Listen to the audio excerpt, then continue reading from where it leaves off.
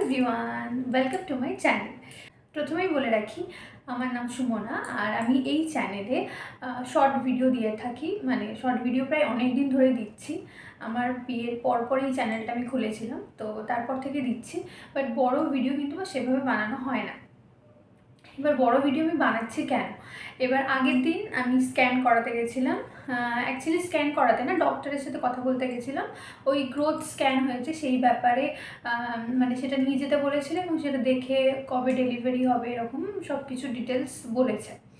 So আমি ওখান থেকে যখন বাড়ি ফিরছিলাম, তো আমি ভাবলাম যে আর একটা মাস বাকি, মানে আজকে জানুয়ারি, তো ঠিক 1 মাস পরে আমার ডেলিভারি হয়ে যাবে। সো আমি ভাবলাম যে এই 1 মাস আমি ভিডিও বানাই, বড় ভিডিও বানিয়ে রাখবো।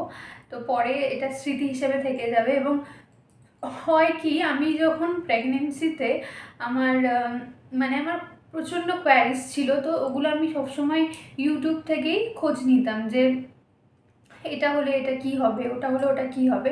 তো আমার প্রেগনেন্সিতেও কিন্তু অনেক রকম জটিলতা এসছে, এরকম না যে খুব স্মুথ গেছে জিনিসটা।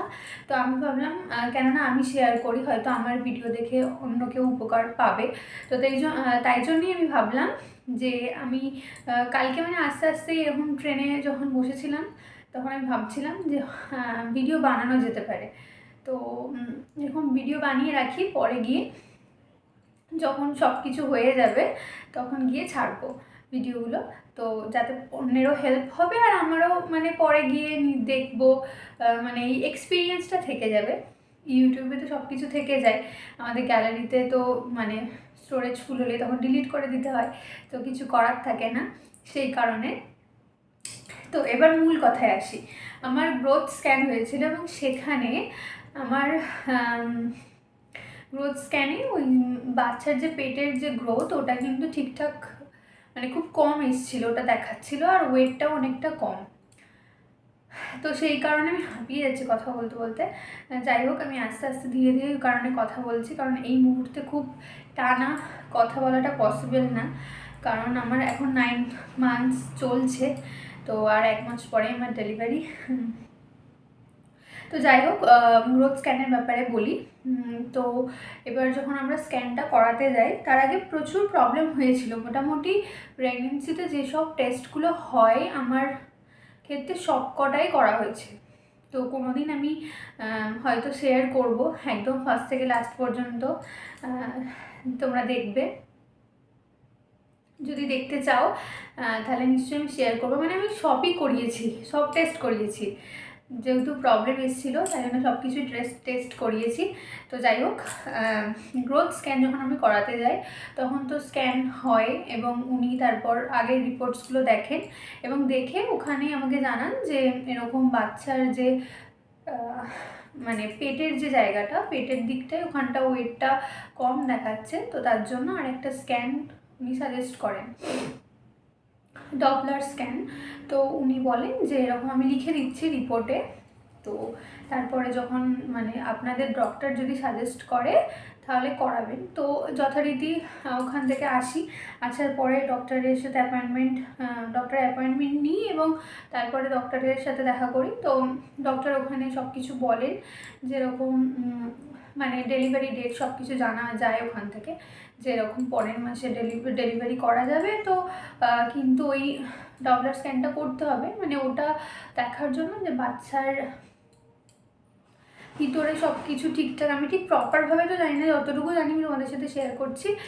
ওই রক্তটা ঠিকভাবে চলাচল করছে কিনা সেটা জানার জন্য, সব কিছু ঠিকঠাক আছে কিনা, তো সেটা জানার জন্য স্ক্যান করতে হবে।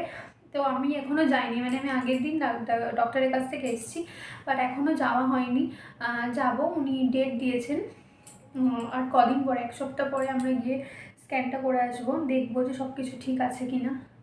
এই প্রেগনেন্সিতে আমার যা যা যাচ্ছে, ওফ, বলার মতো না। এটা ফার্স্ট প্রেগনেন্সি, আর তার মধ্যে এত এত এত কিছু যাচ্ছে, বলার মতো না। আমি ডেলিভারি হোক, তারপর পুরো সুস্থ একটা বাচ্চা আমার কাছে আসুক, ওটা আমার কাছে অনেক বড় পাওনা। আমি এত ফার্স্ট থেকে দেখে আসছি, এত প্রবলেম, এত কিছু। তো যাই হোক, অত কিছু করেও শেষমেশ আমি 9 মান্থে এসে পৌঁছেছি এবং আমি তো খুবই হ্যাপি। তো আমি স্ক্যানগুলো তোমাদেরকে বললাম যে গ্রোথ স্ক্যান এরকম আমি করিয়েছি এবং ওখানে আমার বাচ্চার ওয়েট অনেক কম এসছে। তো আমার মতো যারা রোগা পাতলা আছো, আমি জানি না আমার শরীরের অনুযায়ী মানে আমার পেট ততটাই বেড়েছে। মানে আমার আগের দিন যখন আমি আমার বাড়িতে গেছিলাম, আমার মা আমার কাকিমা সবাই দেখে বলছে যে 9 মাস প্রেগনেন্ট, তো বোঝাই যাচ্ছে না, মানে পেট অতটাও ফোলেনি করেনি। তো সেই জন্যে মানে আমার শরীরটা অনেকটাই ছোট, ওরকম না রোগা পাতলা। যাই হোক, হয়তো অনেকের হয় বাট আমার হয়নি, আমার মানে অতটাও বড় হয়নি যে বোঝা যাবে। মোটামুটি ঠিকঠাক মোটামুটি বেড়েছে। তো যাই হোক, আমি জানি না, আমি একটু ভয়ে আছি। আমি চাই ওয়েট এগুলো সব একটু ঠিক আসুক, জানি না কি হবে। তো দেখা যাক কি হয়। আর রিপোর্টগুলো আমি তোমাদেরকে দেখাবো। রিপোর্টগুলো দেখাবো বলতে, আমি এই যে আমার গ্রোথ স্ক্যানের যে এক্সপিরিয়েন্স, এটা তোমাদের সাথে শেয়ার করলাম। তোমাদের হয়তো যারা যারা আমার ভিডিওটা দেখবে তারা হয়তো আমাকে কমেন্ট করো তোমাদের এরকম প্রবলেম এসছে কিনা, তারপরে কি হয়েছে, মানে এক্সপিরিয়েন্স শেয়ার করো। তাহলে একটা নলেজ গ্যাদার হতে পারে, আমরা এই ব্যাপারে জানতেও পারবো। কারণ আমি তো আমার প্রেগনেন্সিতে প্রচুর পরিমাণে আমি সার্চ করেছি, দিন রাত সার্চ করতাম, মানে এটা আসতো ওটা আসতো, আমার মানে হিউজ একটা এক্সপিরিয়েন্স আছে। আমি সব কিছু টেস্ট করিয়েছি প্রেগনেন্সিতে। সো তোমরা যদি চাও আমি কোনো একদিন শেয়ার করব কী কী আমি টেস্ট করিয়েছি বা সব কিছু রিপোর্ট কী এসছে না এসছে, সব কিছু টেস্ট সব তোমাদের সাথে শেয়ার করব। যদি তোমরা চাও আমাকে কমেন্ট করে জানাতে পারো। আর আমার ভিডিওটা তোমরা যারা দেখছো তারা এই গ্রোথ স্ক্যান করিয়ে কাদের এরকম প্রবলেম এসছে, এই যে ডপলার স্ক্যান তোমরা করিয়েছো তাতে কি এসছে, কাদের পজিটিভ এসছে না কি এসছে, তারপর কি হয়েছে, মানে আমার অতটা এক্সপিরিয়েন্স নেই এটার ব্যাপারে। তো তোমাদের যদি থাকে তোমরা জানিও। আমার আপাতত এখনও পর্যন্ত আমি গ্রোথ স্ক্যানটা হয়েছে, ডাক্তার সাজেস্ট করেছে ডপলার স্ক্যানের জন্য, এবং যাব ওটা করাতে। তো কবে যাব সেটাও ডেট ঠিক হয়ে গেছে, প্রায় 1 সপ্তাহ পরে। তো হ্যাঁ, দেখা যাক ওই রিপোর্টে কী আসে, এবং রিপোর্টে কি আসবে না আসবে, কি হবে, ডক্টর কি বললো, কি হলে কি হয়, আমি সবটাই তোমাদের সাথে শেয়ার করব। আর হ্যাঁ, একটা কথা তো তোমাদের বলাই হয়নি, ডক্টরকে যখন আমরা দেখাই তারপরে এরকম উনি কিন্তু এই যে 1 সপ্তাহ পরে যে টেস্টটা হবে আমাদের, উনি কিন্তু এটা বলেছে, মানে ওষুধ দিয়েছেন, একটা ওষুধ দিয়েছে আর একটা পাউডার দিয়েছে, ওটা খেয়ে তারপরে এরকম দেখাবে, মানে দেখার জন্য যে গ্রোথটা ঠিকঠাক হচ্ছে কি না। তো উনি বললেন যে গ্রোথ ঠিকঠাক, এটা আগে দেখো, খাও, তারপরে 1 সপ্তাহ পরে ওই টেস্টটা করো, ডপলার স্ক্যানটা করো, তারপরে করার পরে যদি সব কিছু ঠিক থাকে, মানে গ্রোথ হয় বাচ্চার, সব কিছু যদি নর্মাল থাকে তাহলে তো খুবই ভালো, 1 মাস পরে ডেলিভারি হয়ে যাবে, কোনো অসুবিধা নেই। কিন্তু না হলে তারপরে বললেন তারপরে তো দেখতে হবে কি করা যায়। তো উনি আমাকে একটা ওষুধ দিয়েছেন আর একটা পাউডার দিয়েছেন, যেটা রোজ খেতে বলেছেন যে কোনো টাইমে, আর ওষুধটা 2 বেলা করে খেতে বলেছেন। তো দেখা যাক কি হয়, খাচ্ছি।